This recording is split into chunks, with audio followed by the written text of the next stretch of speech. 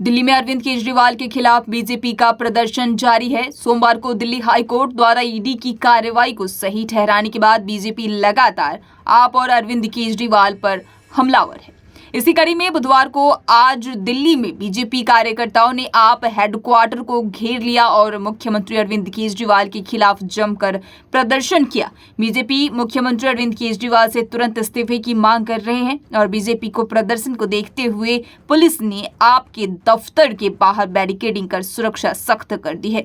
इसको लेकर क्या कुछ कह रहे हैं बीजेपी के कार्यकर्ता, आइए आपको सुनाते हैं। पार्टी आज एक बहुत बड़ा प्रोटेस्ट कर रही है अरविंद केजरीवाल जी, आम आदमी पार्टी के खिलाफ क्या मांगे हैं, क्या कहना चाहते हैं?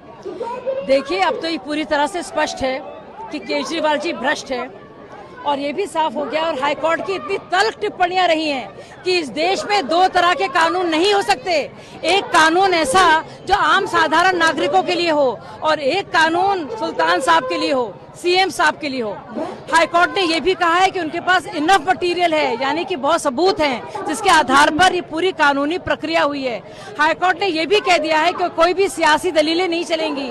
हाईकोर्ट ने यह भी कह दिया है बाकायदा कि जो अप्रूवर्स है और जो अप्रूवर है और उनको अगर जो बेल दी जाती है वो जुडिशियल प्रोसेस होता है, यानी कि न्यायिक क्रिया होती है, उसका लेना देना किसी भी सियासत से नहीं है। उन्होंने ये भी कहा है कि केजरीवाल जी क्योंकि मुख्य आरोपी हैं और इसलिए आरोपी के आधार पर इन्वेस्टिगेशन नहीं किया जाएगा, वो नहीं तय करेंगे कि किस तरह से जांच होती है।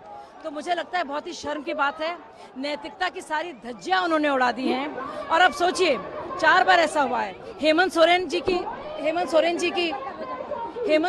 की आप देखिएगा जो गिरफ्तारी हुई थी उन्होंने फौरन तत्काल त्यागपत्र दिया।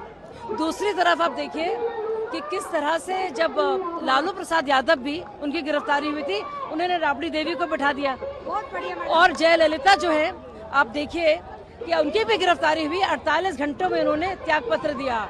ये तो पहली बार हमारे राजनीतिक इतिहास में हो रहा है भाई कि एक इंसान जो भ्रष्टाचार के खिलाफ आवाज उठाता था और उस वजह से अब बना था सीएम, वो सीएम भ्रष्टाचार के आरोपों के चलते, इतनी गिरफ्तारियों के चलते, बेल की नामंजूरी के चलते बने रहना चाहता है शासन में।